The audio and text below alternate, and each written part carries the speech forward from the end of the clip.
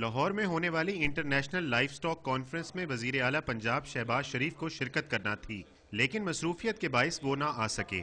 State secretary نے ان کی عدم موجودگی میں وزیر لائف سٹاک پنجاب احمد علی اولک کو ہی وزیر اعلیٰ بنا ڈالا۔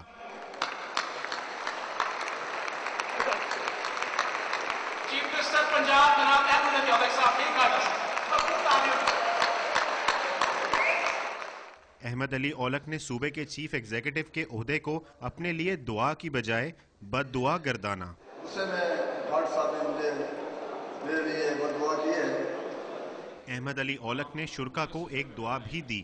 اللہ تعالیٰ ہم سب کو اس بات توفیق دے کہ ہم اپنی ذمہ داریوں سے بطریق آسن عہدہ برا ہو سکیں۔